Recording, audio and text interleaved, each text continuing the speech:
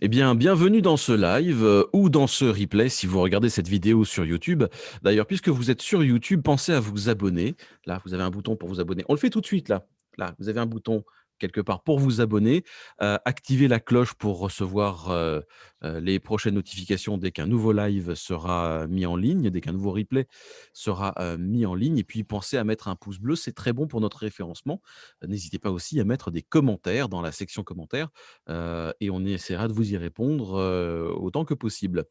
Donc bienvenue sur YouTube, et puis puisque, on est sur YouTube, vous allez voir, le replay. Aujourd'hui, on va accueillir, Simon Voss et hem Social Hall, et vous trouverez dans la description de cette vidéo YouTube le lien pour vous inscrire au prochain live. Alors c'est pas forcément celui qui vient après celui-ci, mais ce sera de toute façon le prochain live qui va arriver, quelle que soit l'heure et le jour à laquelle vous regardez cette vidéo.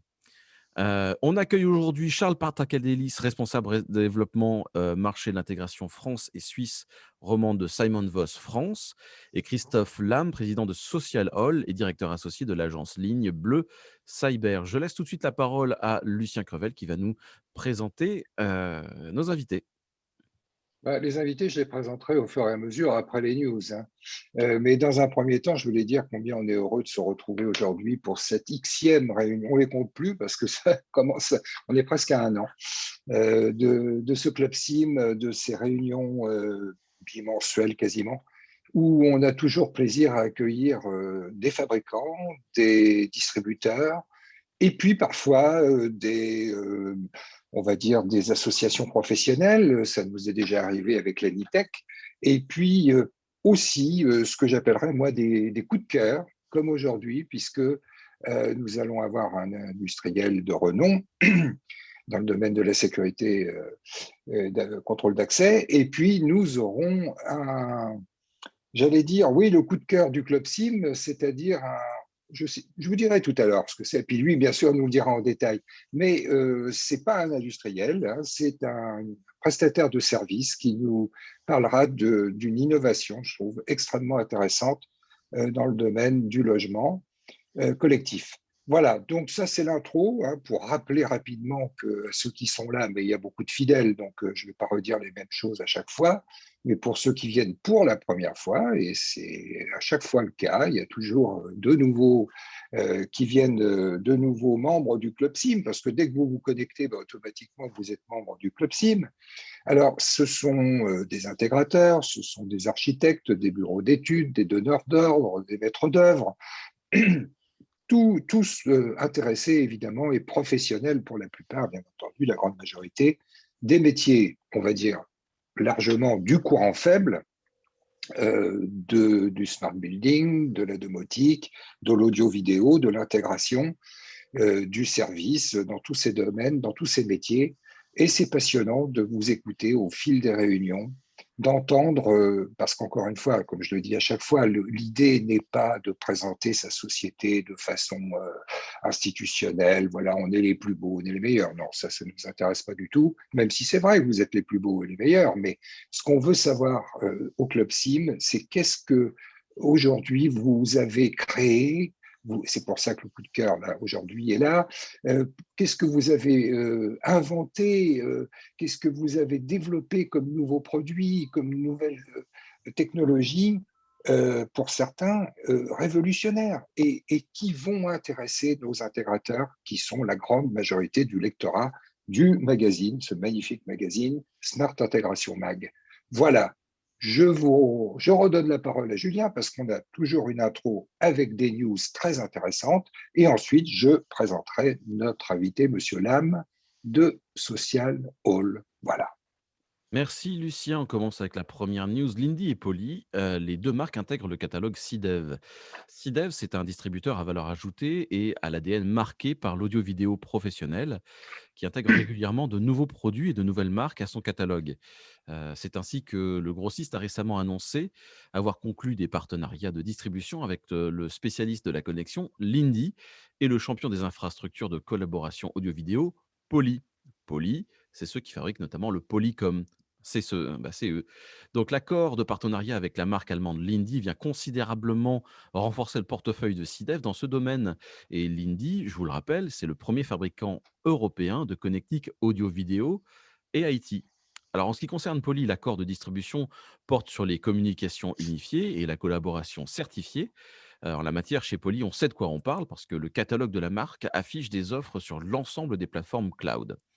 Pour répondre à l'explosion de la demande sur ce segment de marché, on comprend bien pourquoi, SIDEV a mis sur pied en 2020 une business unit dédiée. Le partenariat avec Poly est une étape importante de la stratégie du distributeur qui ambitionne de muscler son offre dans ce domaine et ouvrir la porte à des offres croisées avec d'autres partenaires. D'ores et déjà, les produits et solutions Poly viennent enrichir l'offre communication unifiée de SIDEV, notamment autour de la plateforme de visioconférence Zoom. Sachez enfin que SIDEV a ouvert son second showroom parisien baptisé Huddle Spot. C'est un lieu dédié à l'expérience et à la démonstration autour de la salle de réunion, depuis la Huddle Room jusqu'à la salle de conseil. Ça se situe au 185 boulevard Malesherbes dans le 17e arrondissement. Vous trouverez toutes les informations pour vous y rendre sur le site sidev.fr.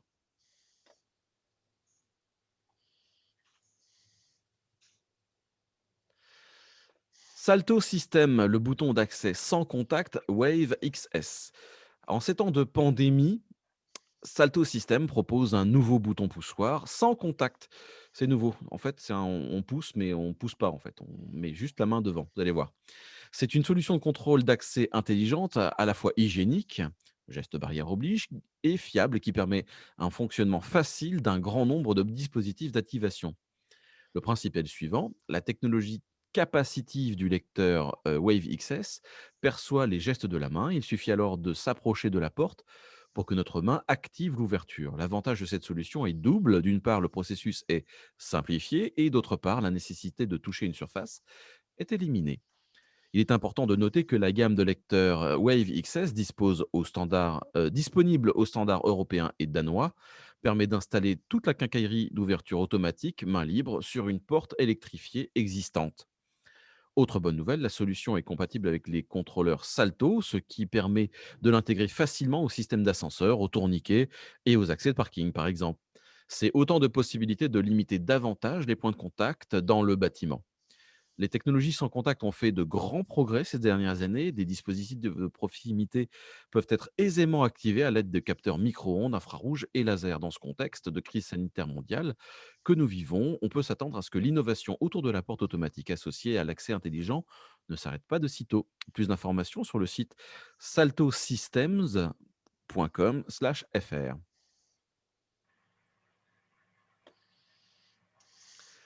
Transformation des espaces de travail Theos de Sony pour connecter les espaces et les hommes. À l'heure où le Home et le Flex Office ont le vent en poupe, Sony met en avant sa plateforme Theos, parfaitement adaptée à des transformations dans les entreprises. Le seul moyen pour mettre en évidence les avantages des nombreuses fonctionnalités d'une plateforme de service telle que Theos, c'est d'en faire la démonstration grandeur nature dans de vraies ou quasi vraies conditions d'utilisation. Où et comment? Si la question est simple, la réponse est beaucoup moins. Pourtant, Maxime Lemoine, responsable marketing Europe du sud de la division corporate et éducation de Sony, l'a trouvé. Il a tout simplement équipé de Théos, le showroom parisien de LBC, ou si vous préférez, du bureau contemporain. C'est un spécialiste du mobilier de bureau professionnel et aménageur d'espace. LBC et nous, je le cite, LBC et nous avons les mêmes clients et les métiers complémentaires, explique-t-il. LBC est spécialisé dans l'aménagement des espaces de travail et le mobilier de bureau. Sony l'est dans des solutions digitales corporate et ces deux éléments sont aujourd'hui indissociables lorsqu'on y réfléchit à l'aménagement d'un bureau, ajoute-t-il. Donc grâce à ce partenariat, les solutions Sony ont bel et bien pris vie et le visiteur peut voir les technologies en application. Il est à souligner que cette rencontre a été initiée par Alliance Project. C'est un intégrateur audiovisuel certifié Sony, basé à Nanterre, qui a d'ailleurs participé au déploiement de Théos dans le showroom. Alors n'hésitez pas à prendre rendez-vous pour une visite privée et vivre l'expérience Théo dans le showroom LBC. Vous avez les informations à l'écran, mais je vais vous les dire. Pour contacter Sony, Théos par Sony, donc c'est Maxime Lemoine au 06 25 36 57 45, 35, 06 25 36 57 20, 35. Maxime.lemoine@sony.com et pour l'adresse web, c'est pro.sony/Theos. L'adresse du showroom, c'est au 115 rue Réaumur, dans le Paris, à 2e arrondissement. On reste dans les espaces de travail entre flex office, et tiers-lieux à domicile. On va en parler dans le dernier numéro 45 de Smart Intégration Mag qui va paraître. Donc c'est un numéro qui fait la part belle à la digitalisation et à la transformation des espaces de travail, qui est déjà bien amorcé, heu, qui amorce bien la remise en cause du bureau traditionnel. Et cette remise en cause, elle s'est accélérée avec la pandémie. On a fait 4 news de pandémie. Mais comme quoi c'est un événement porteur d'innovation. Un mouvement de fond, donc c'est un mouvement de fond qui ne cesse de s'amplifier, qui fait bouger tous les paramètres techniques du bâtiment tertiaire. Donc au sommaire, vous trouverez bien sûr toute l'actualité de l'intégration, audiovisuelle, professionnelle, sûreté, sécurité, vidéosurveillance, contrôle d'accès, détection d'incendie et cetera, mais aussi l'actualité des réseaux, du smart home et du smart building. Et sur ce dernier sujet du smart building, je vous recommande l'article de Philippe Lapra sur l'étonnant supermarché Lidl de Fenouillet en Haute-Garonne. L'enseigne d'origine allemande y a installé en bordure de Toulouse une nouvelle surface de vente à la pointe de l'autonomie énergétique. Conçue comme un véritable laboratoire pour l'ensemble du groupe, ce magasin se veut aussi l'emblème d'une montée en puissance commerciale à la fois agressive et vertueuse. Voilà. Et puis en tout dernier, je vous rappelle que, Smart Intégration Mag, on dispose d'un canal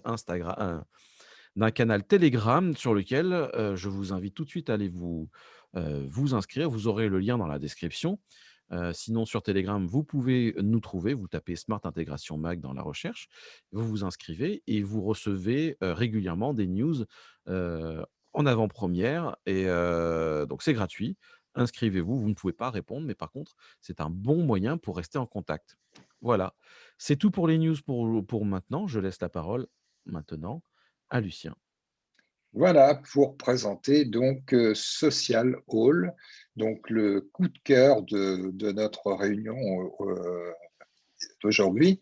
Alors, vous savez, il existe des réseaux de voisinage comme Smile ou marésidence.fr, mais maintenant il y a aussi socialhall.fr.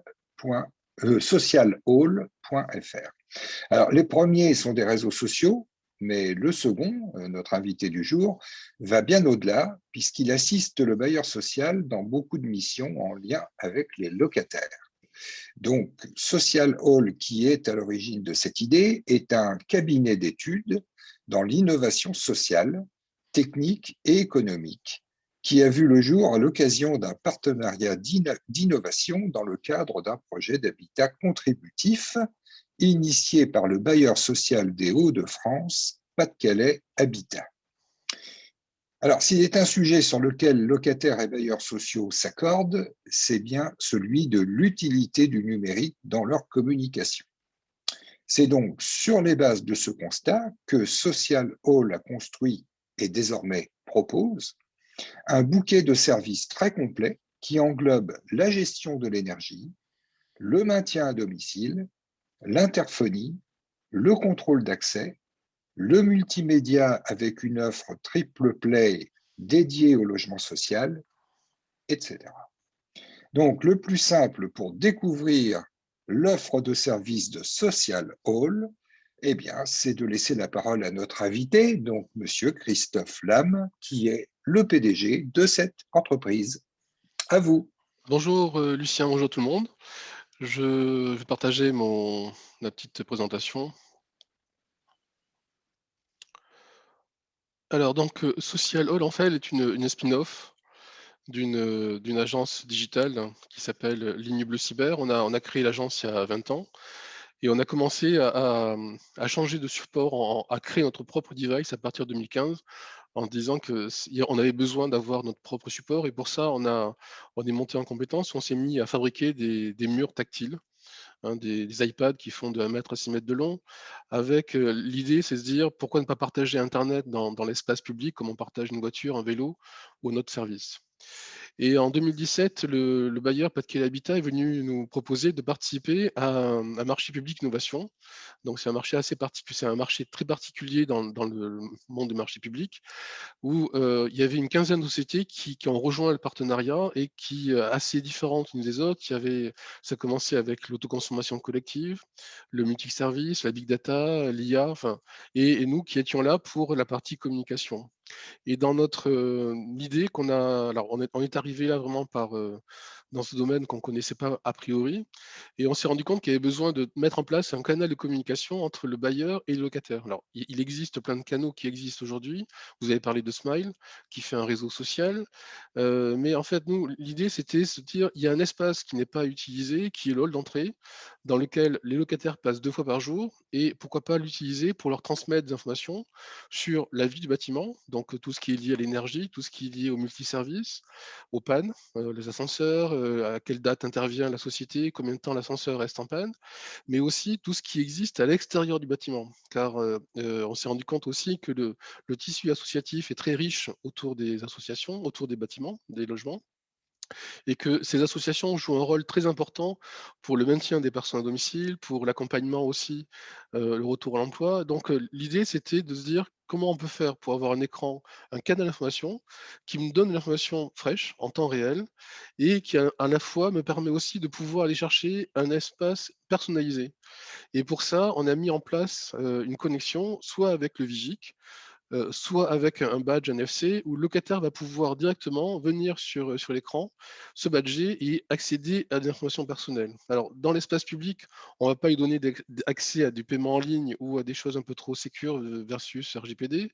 Par contre, on va pouvoir lui donner la possibilité d'aller interagir, donner son avis, d'aller récupérer des données de manière assez simple, surtout qu'on a une population âgée qui est assez importante chez le bailleur Pas-de-Calais Habitat, et qu'on ait besoin de donner accès à ces personnes. Pour ça, donc on a conçu une plateforme qui reste, alors, qui s'appelle l'Agora. C'est notre plateforme, on va dire notre métier historique, hein, celui qu'on fait depuis 20 ans avec, de l'applicatif, et puis, on est allé aussi aller chercher tous nos partenaires et avec qui on a créé un bouquet de services. C'est-à-dire l'idée, c'est de dire comment on va pouvoir, des partenaires qui se font de l'autoconsommation, qui font de la régule de charge, on va pouvoir aller les intégrer dans notre plateforme et leur donner une visibilité en temps réel pour les locataires. Et donc ça, c'est le produit de 3 ans de R&D qu'on a finalisé le 31 décembre 2020. Et là, aujourd'hui, une nouvelle phase commence avec le bailleur social Pas-de-Calais Habitat, dans lequel on va mettre en place on développe la solution. Alors aujourd'hui, il y a 5 sites, hein, qui sont déjà équipés, une vingtaine d'écrans de hall d'entrée, et ça touche presque 2500 locataires. Au contact de ce projet, on s'est rendu compte aussi qu'il y avait un élément qui était essentiel dans le domaine social, c'est l'accompagnement. Rajouter des piles, empiler les applications les unes sur les autres, à un moment donné, fait qu'on a un tour d'un KPI qui est vraiment très faible, et quand on commence à regarder l'utilisation, on se rend compte que les gens, l'installent, l'utilisent et puis après très vite, partent.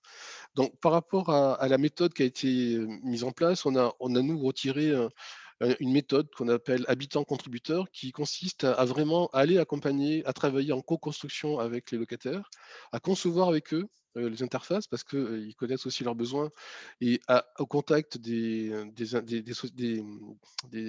personnes qui créent les interfaces, ils arrivent aussi à définir des nouveaux besoins qu'on n'a pas imaginés. Ça passe aussi par l'accompagnement des gardiens, puisque le gardien est un élément essentiel dans la mise en place de nos dispositifs. C'est lui, il devient maître, on va dire chef d'orchestre, hein, puisqu'il est capable d'animer, il sait exactement ce qui se passe dans ces logements, il est capable d'aller chercher aussi l'information, et puis derrière, la méthode s'accompagne aussi par de l'évaluation et de la valorisation. Le dispositif aujourd'hui, il est disponible sur des totems outdoor, hein, donc dans les cours, dans les allées, dans le hall d'entrée, sur les tablettes, téléphones, et depuis le début de l'année, on a trouvé des partenaires dans la télécom qui, portent avec nous l'offre sur le triple play. Alors triple play, c'était aussi, au contact en fait, des bailleurs, on s'est rendu compte qu'il y avait un vrai problème au niveau de la fracture numérique.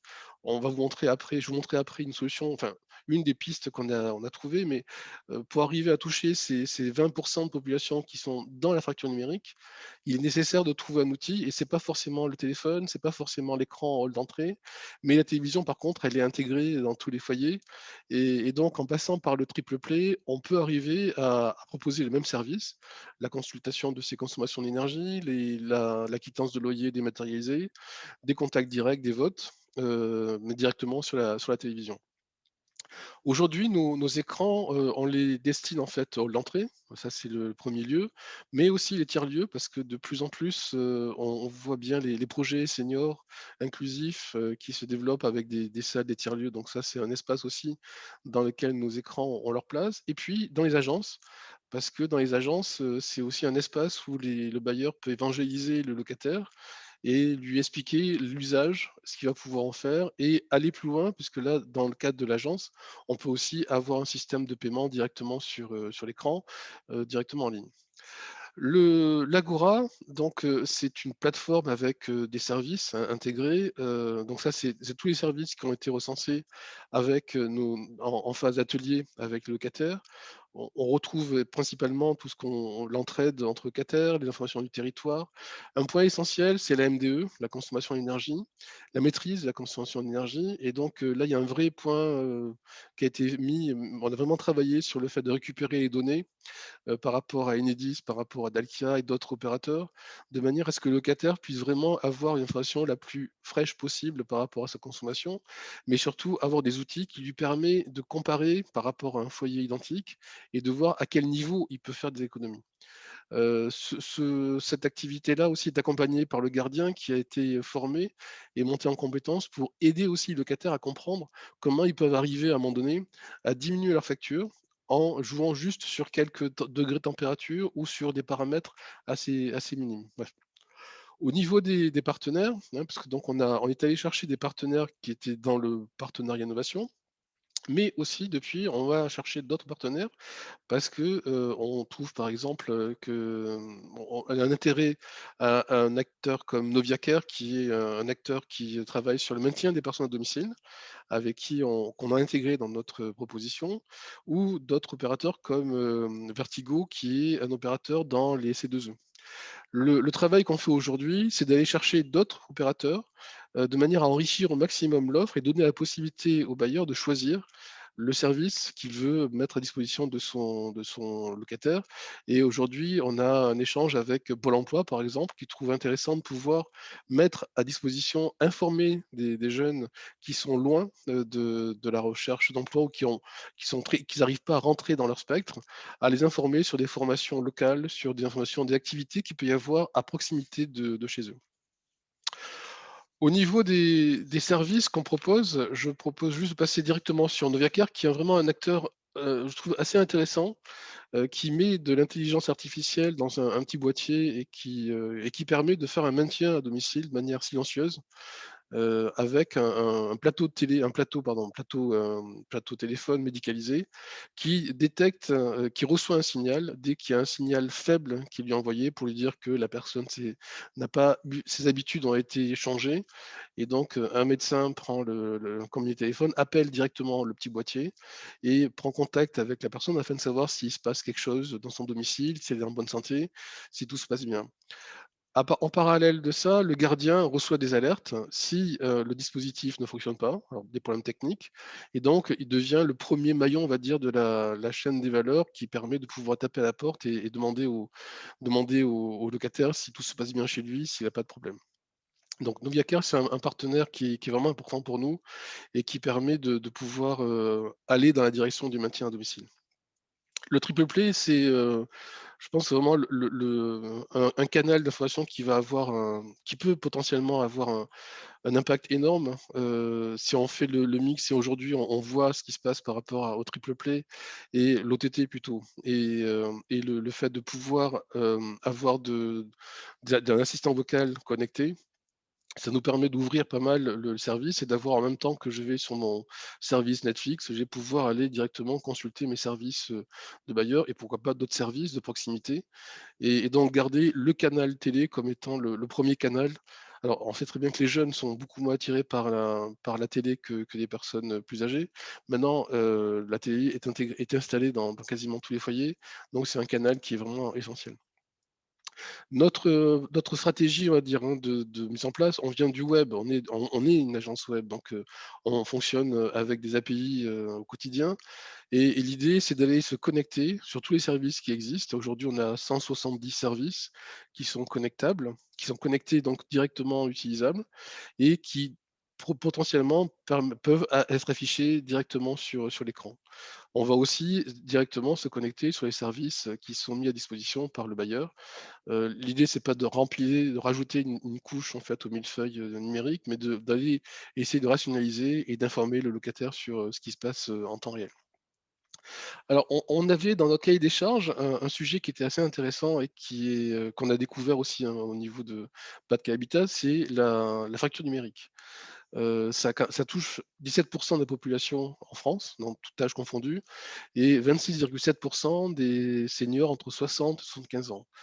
Quand on voit le taux de personnes âgées dans les logements sociaux, on se rend compte que c'est un vrai problème et souvent ces personnes-là ne rentrent pas dans le spectre du digital parce qu'elles ont pas d'outils, elles n'ont pas de smartphone et donc l'idée, c'était de voir comment, en transposant le modèle de l'assistant vocal qu'on connaît tous par rapport à Alexa ou à Google Home, on peut arriver à, proposer un service aux personnes âgées. Je vous montre une petite, vidéo qu'on a réalisée à partir du POC. La vidéo, le son monte? Vous avez l'audio? Non, pour activer l'audio, c'est dans tes paramètres à toi, tu dois cliquer sur, son de l'ordinateur. Dans Tu regardes l'application? ouais, dans Zoom, tu regardes dans le haut de tu vas avoir une barre un petit peu verte Oui, je avec vois. des options. Tu dois pouvoir avoir dans les options, son de l'ordinateur. Son de l'ordinateur. Alors, je ne vois pas. Bon, bah, je vais vous le raconter, c'est pas grave. Donc l'idée, on est avec un bailleur qui s'appelle pardon, on est avec un opérateur qui s'appelle Logista. Logista Hometech qui est une société de multiservices et l'objectif là, c'est de donner, possibilité de prendre rendez-vous pour une intervention de technicien dans un logement. Et donc, on a une personne qui a 72 ans. Elle se connecte avec son badge NFC et de suite, elle est reconnue par le système. Donc, on a un système de synthèse vocale qui va s'adresser à elle et qui va, on va dire, enrichir toutes les actions qu'elle a sur l'écran. Elle va lui proposer, donc, quand elle choisit de consulter sa consommation d'eau, on va lui afficher on va lui dire plutôt sa consommation. Et par des mots-clés, elle va pouvoir prendre rendez-vous. Donc, en disant «prendre rendez-vous», automatiquement, on lui demande quel type de rendez-vous elle veut prendre. Elle choisit, une intervention pour plomberie. Ensuite, elle définit l'objet de son intervention et la voix donc l'accompagne exactement comme sur Alexa jusqu'à la prise de rendez-vous. Et elle valide, pareil par la voix, la synthèse vocale valide le rendez-vous et ensuite on reprend le process habituel de l'ERP de la société Logitech, Logista, avec un envoi de SMS et un envoi d'email. Voilà. Et ce test qu'on a fait, alors on va pas appliquer cette technique à tous les services proposés. Par contre, en identifiant les vrais besoins des locataires de cette tranche, on peut arriver à répondre, on pense, à un besoin assez rapide de prise de rendez-vous ou avoir des actions très simples à faire avec les écrans. Voilà, je crois que mon temps de parole est arrivé presque à son terme. Merci. On a quelques questions. Êtes-vous à la recherche de nouveaux partenaires pour vos différentes offres? Par exemple, les contrôles d'accès, vidéosurveillance, détection alors moi je pense à quelqu'un en particulier parce que c'est pas moi qui ai trouvé cette question, c'est quelqu'un dans les, c'est un autre spectateur. Moi je pense effectivement à une société qui fait, de la détection de maintien à domicile, qui arrive à détecter quand une personne, change ses habitudes, si elle n'a pas ouvert le frigo depuis, 2 heures, si elle n'a pas tiré la chasse depuis tant de temps. Est-ce que vous êtes à la recherche Ah de exactement, tout à partenaires? fait. Alors c'est tout à fait notre stratégie en fait, on valorise, nos partenaires. Donc, plus on arrive à avoir de partenaires, plus c'est intéressant pour nous. La seule contrainte qu'on a par rapport à ça, c'est qu'il faut qu'on trouve pour qu'il y ait une cohérence, parce qu'on n'est pas la cohérence, c'est d'avoir sur nos écrans, une information qui remonte du partenaire pour nous dire, une alerte. il se passe quelque chose, ou alors passer par le système pour aller contacter le gardien. Mais oui, on est à la recherche de partenaires en permanence. Eh ben, ça, c'est la magie du club Sim, voilà, en mettant tous ces gens en relation, voilà, ça je découvre l'offre de, Social Hall et ça me fait penser à quelqu'un que je connais Super. qui pourrait être un partenaire, de votre société, donc c'est super. Une autre question, quel a été l'accueil des bailleurs sociaux lors de votre campagne de communication?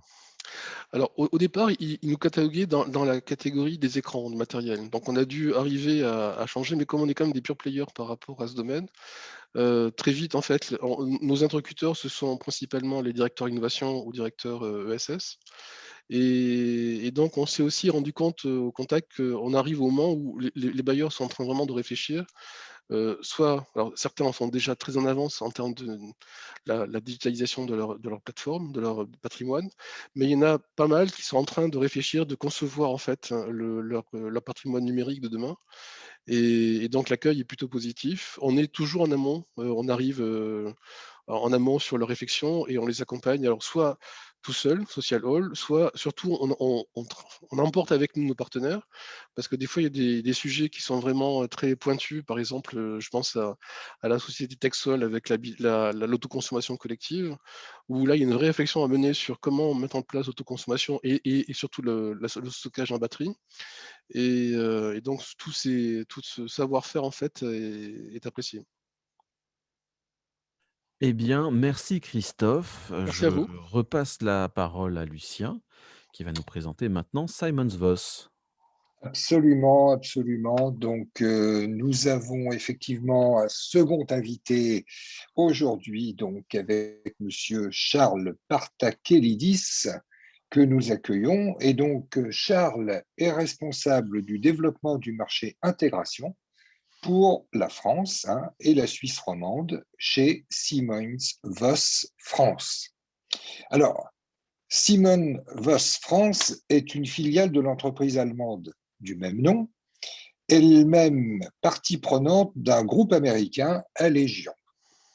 Allégion est un acteur mondial de la sécurité, notamment dans le domaine de la serrurerie et de la fermeture. Son portefeuille de marques comprend de nombreux leaders du marché. Le groupe, qui propose une vaste gamme de solutions, intervient dans divers secteurs comme le résidentiel individuel et collectif, les entreprises, les établissements d'enseignement et bien d'autres encore. Alors, Simons Voss, pour sa part, fournit des systèmes de fermeture numérique et de contrôle d'accès. Depuis sa création en 1995, l'entreprise a fait du numérique son cheval de bataille et c'est ça qui nous intéresse beaucoup. D'ailleurs, Simon Voss est l'un des principaux acteurs qui ont révolutionné les installations de fermeture mécanique classique grâce au numérique. Je pense qu'on vous surnomme la société de la fermeture intelligente. Et vous allez nous expliquer ça. Alors aujourd'hui, une serrure qui intègre cette technologie est autre chose qu'un simple système d'ouverture et fermeture.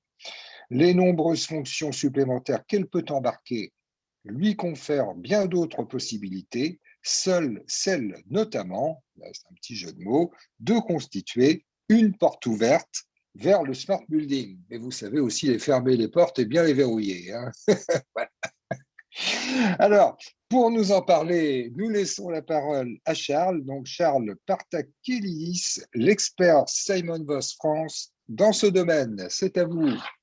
Merci beaucoup, Lucien.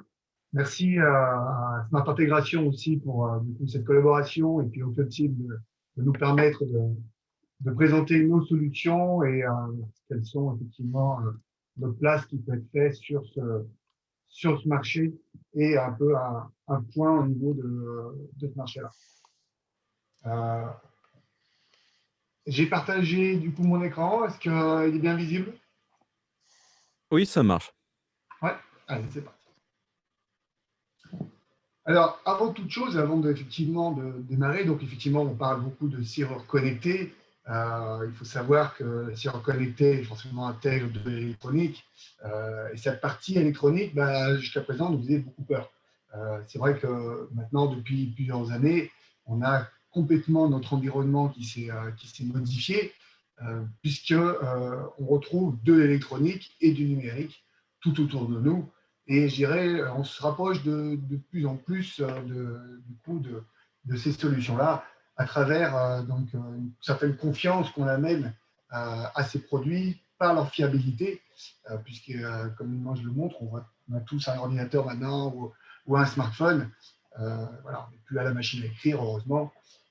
Et c'est vrai que ces produits-là ont augmenté en termes de fiabilité, de par le fait aussi que l'offre numérique grandissant, les fabricants sont obligés de proposer des solutions de plus en plus pérennes et donc fiables dans le temps. L'utilisation aussi est devenue voilà, quelque chose de très courant, puisqu'on a tous maintenant aussi des frigos, des congèles, des voitures connectées, bien sûr toute la partie également télévision, hein, comme on a évoqué tout à l'heure, social home, avec des écrans aussi d'affichage. Voilà, on a vraiment maintenant un environnement complet numérique. Et forcément, comme il y a de plus en plus de numérique autour de nous, on commence à prendre confiance dans ces solutions-là. Et je dirais, voilà, maintenant, on peut se permettre de mettre à l'entrée de nos maisons, qui sont quand même notre espace personnel et très, entre guillemets, qu'on connaît très chez soi. Donc, du coup, un accès numérique. Il est important de voir aussi que voilà, la fiabilité augmentant, la durée de vie des produits aussi augmente. Et voilà, maintenant, on sait que demain, j'ai un produit numérique électronique, il ne va pas tomber en panne au bout d'un an, il ne va pas être obsolète aussi rapidement. Les produits ont quand même maintenant une certaine usage et sont vraiment implantés dans nos. Alors, c'est d'autant plus vrai que voilà, on parle des enfants du numérique. Alors, les enfants du numérique, ce sont en fait toute la génération à partir de 80, 90, voilà, qui sont nés avec le début de tout ce qui est lié à tout ce qui est numérisation, tout ce qui est web social. Voilà, l'explosion qu'on a pu connaître également du téléphone, puis ensuite du smartphone. Donc, c'est vrai que il y a toute une nouvelle génération qui, et c'est encore plus vrai maintenant avec les jeunes arrivants, qui naissent directement, on va dire, avec une tablette dans les mains, avant d'avoir un doudou ou quoi que ce soit d'autre. Et on peut voir qu'effectivement, cette progression au niveau de l'électronique et du numérique est en constante évolution, hein, puisque voilà, demain, on s'oriente vers des voitures autonomes, donc avec une 100% confiance et je dirais presque on confie nos vies à des produits totalement 100% électroniques, 100% autonomes, et avec bien sûr toute la partie intelligence artificielle qui arrive derrière aussi.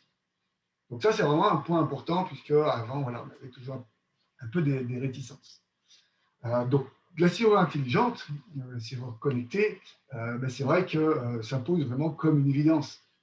Aujourd'hui, avoir une clé mécanique qui n'est totalement plus sécurisée du tout, voilà, est une vraie problématique.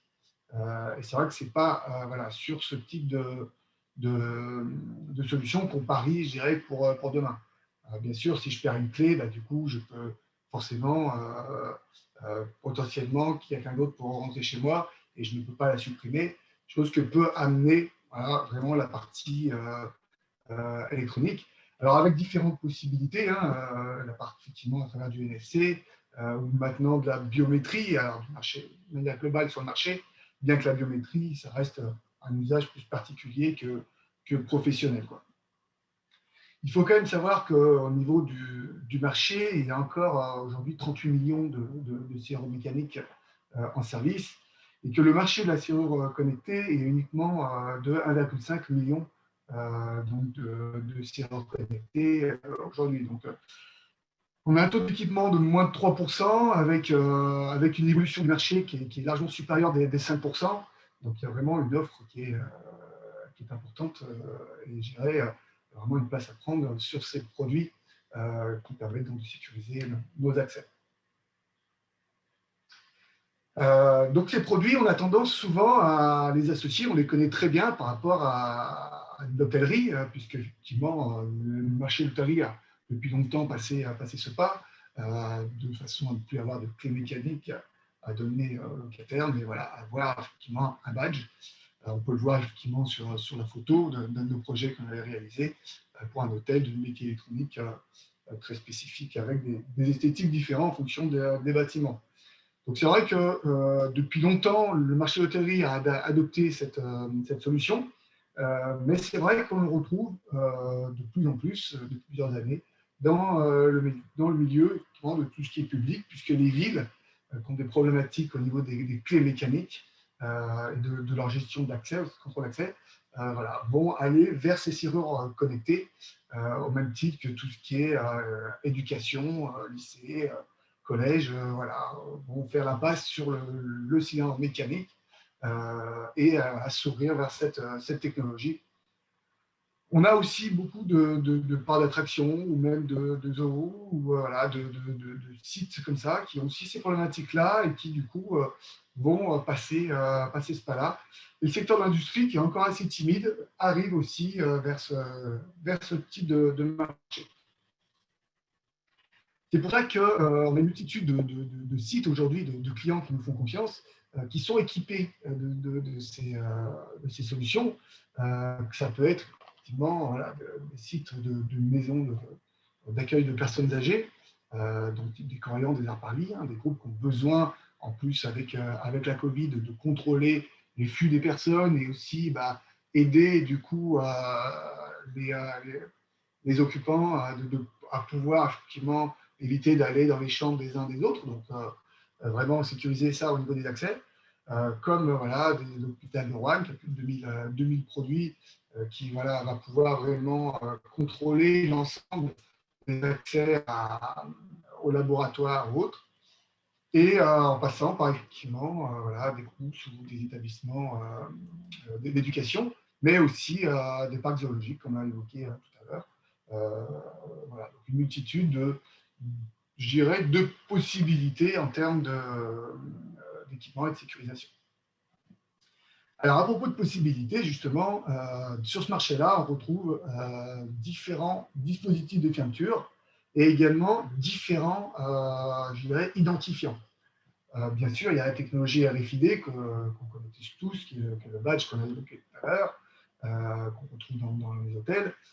La technologie NFC, qui peut être utilisée, comme on l'a pu le voir, sur des bornes tactiles, à travers, donc, sur des badges, soit nos téléphones, mais bien qu'à travers nos téléphones, malheureusement, c'est une technologie qui a beaucoup traîné du fait du manque d'implication de tous les acteurs de la téléphonie. Mais bon, c'est en train un petit peu de revenir au goût du jour. Et puis, on a également donc, la possibilité d'ouvrir à travers des solutions Bluetooth, donc BLE, donc Bluetooth Low Energy, qui permet effectivement d'ouvrir toujours avec son téléphone. Alors, il faut savoir que les technologies Bluetooth ont un peu du mal encore à s'imposer, parce qu'effectivement, certaines études qui interrogeaient en fait un panel de personnes à savoir est-ce qu'effectivement ils ont confiance, est-ce qu'ils utiliseraient la technologie Bluetooth.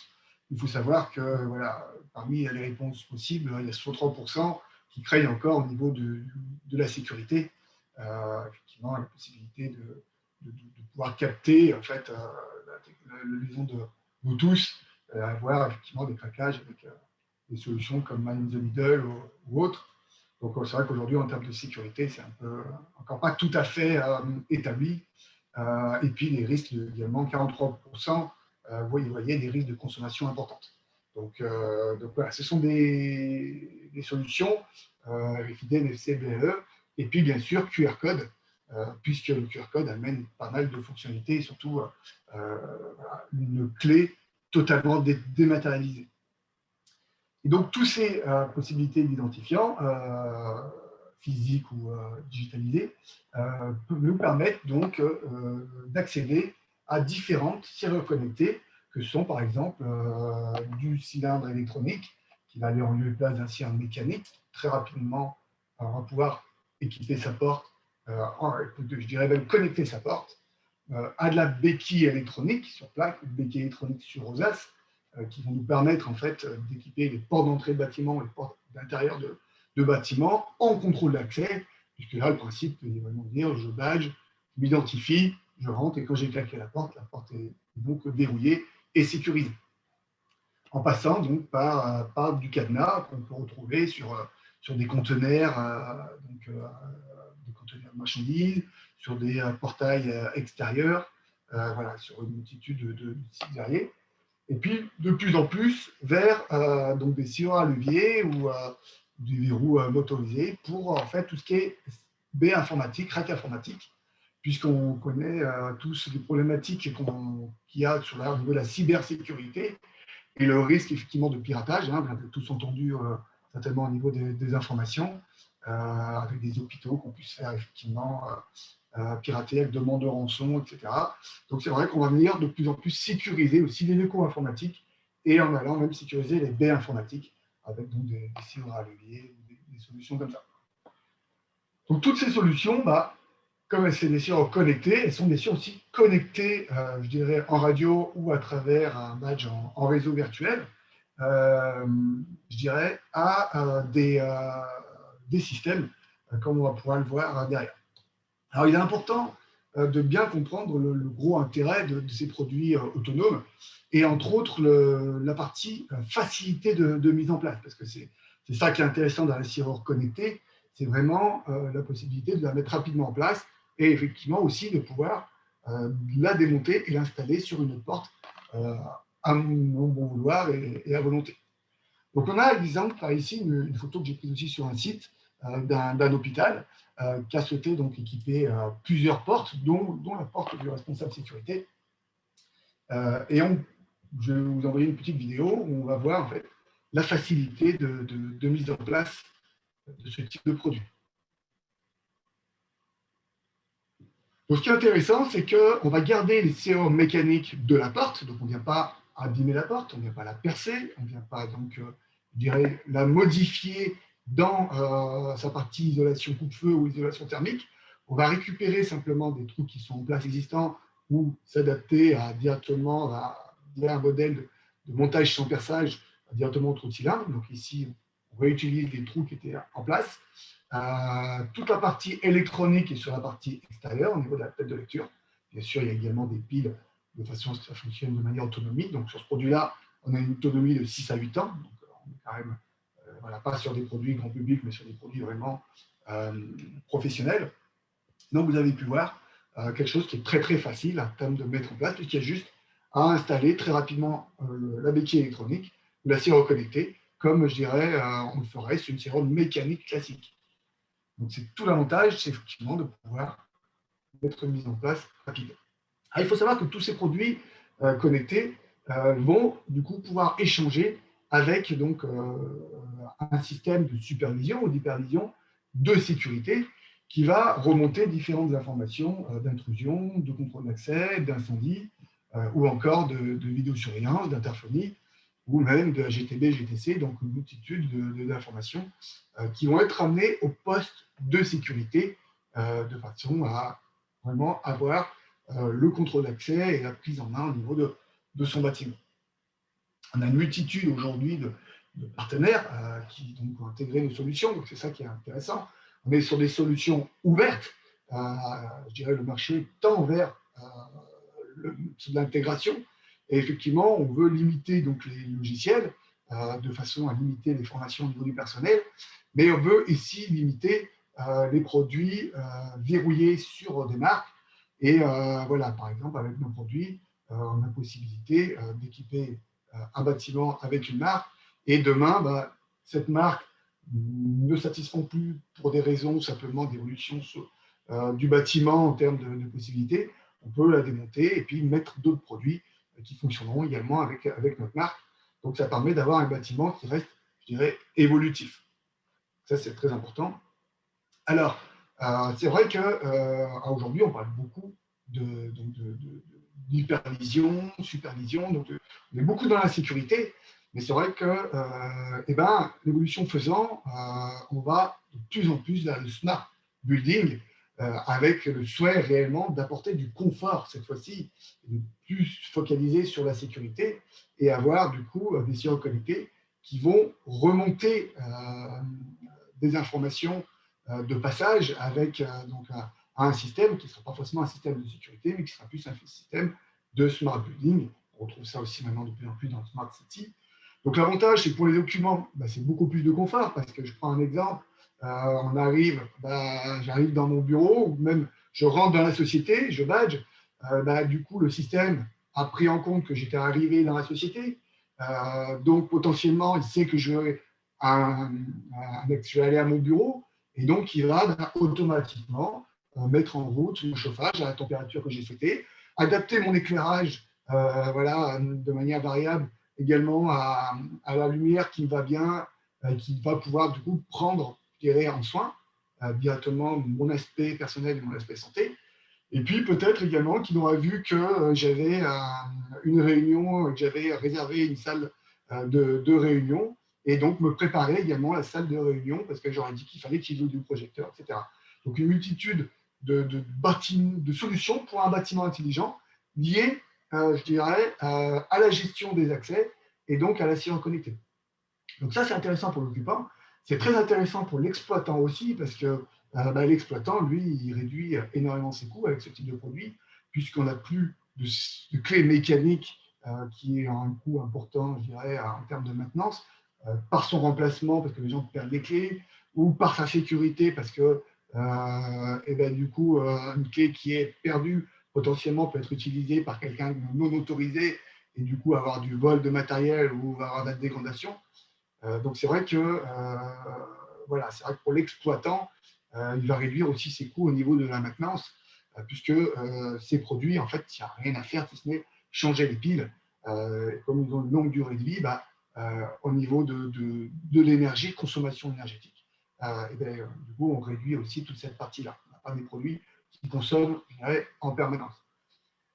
Bien sûr, la sécurité, ça reste important, c'est aussi l'un des premiers rôles de la serrure connectée, contrôler si les personnes qui rentrent dans une pièce ou dans un bâtiment sont bien autorisées pendant vraiment des horaires définis, pendant une limite aussi définie. Donc bien sûr, ça reste je dirais, l'apanage de la serrure connectée. Et puis, bien sûr, valoriser aussi le bien, puisque un bâtiment qui aura des solutions connectées, que ce soit de la serrure ou que ce soit de l'intelligence par rapport à du chauffage ou de la gestion technique, effectivement, ou de l'éclairage, effectivement, ce bâtiment aura forcément des prestations supplémentaires à amener, donc prendra forcément une valorisation au niveau de son coût. Et puis, la flexibilité, comme j'ai évoqué tout à l'heure, avec des solutions qui peuvent être interconnectées entre eux à un moment donné, et puis demain, évolution faisant, du coup, ne plus être connecté avec ces fabricants-là, mais avec un autre, avec chacun, je dirais, des blocs pouvant se dissocier et s'associer, je dirais, à volonté, avec dans l'idée d'avoir des technologies et des produits qui vont pouvoir du coup, durer un maximum, je dirais, dans le temps, de façon, encore une fois, à éviter d'avoir des produits remplaçables et des solutions de courte durée. Donc voilà pour l'ensemble de la serrure connectée. J'espère avoir été clair. Si vous avez des questions, je vais pouvoir effectivement commencer à y répondre. Je prends la parole à Julien, du coup. Merci Charles, on a quelques questions. Alors les chiffres cités concernent-ils le marché France ou autre? Il concerne le marché français. D'accord. Chez quel type de distributeur êtes-vous présent? Alors, nous sommes présents pour la solution qu'on a mis en avant ici, qui s'appelle Smart Intego, essentiellement par un réseau de fabricants. Ce n'est pas un réseau de distribution, c'est un réseau de fabricants de contrôle d'accès ou de Smart Building. C'est eux qui vont proposer nos solutions à leur réseau propre. Merci. Dernière question. Vos solutions concernent-elles en même temps le résidentiel, le tertiaire et l'industrie? Alors, nos solutions concernent aujourd'hui un peu plus le tertiaire et l'industrie. C'est vrai que le résidentiel Voilà, ce sont plutôt d'autres marchés avec des coûts avec des produits qui sont souvent low cost, qui voilà, vont pas forcément, je dirais, avoir tous les besoins d'autonomie ou de maintenance qu'on peut retrouver sur un bâtiment tertiaire ou industriel. Merci. Et quel est en moyenne le surcoût d'une solution de serrure numérique? Il faut compter en moyenne entre 350 et 400 €, 150 € une solution numérique. J'imagine que vous devez faire des tarifs de gros si vous avez un bâtiment entier à équiper ou, Ah bah, après, voilà, ce sont des prix indicatifs oui. en fonction effectivement du partenaire, en fonction de la solution, cylindre, béquille électronique, cadenas, et en fonction bien sûr du volume, on a des prix tout à fait différents. Mais ce sont des prix du coup qui sont beaucoup moins chers que si on avait dû tirer du câble et avoir une installation traditionnelle avec une solution qui reste fixe, alors que là on est sur quelque chose de flexible et modulaire. Merci. Cherchez-vous de nouveaux distributeurs ou partenaires? Comment faire pour, être partenaire de Simons Voss? Tout à fait, il ne faut pas hésiter donc à rentrer en contact avec moi. C'est avec plaisir voilà, qu'on pourra étudier ça. On est toujours à la recherche de partenaires, surtout des partenaires complémentaires, voilà, qui vont pouvoir avoir leur propre marché et qui vont adresser du coup une clientèle spécifique. Donc, c'est avec plaisir qu'on étudie ça. Eh bien, merci. Merci à vous. On arrive au terme de cette émission. Alors, je m'adresse à vous qui nous regardez sur YouTube. Ne ratez pas le prochain rendez-vous. Vous avez le lien dans la description de cette vidéo. Vous trouverez également les liens de toutes les news dont on a parlé aujourd'hui. Abonnez-vous à cette chaîne. N'hésitez pas à partager la vidéo, visionnez-la, revisionnez-la. Partagez-la avec vos amis et vos connaissances. Vous voyez que grâce au Club Sim, eh ben, il y a des relations qui se nouent entre les professionnels et c'est à ça que ça sert. Et je vais laisser le mot de la fin à Lucien.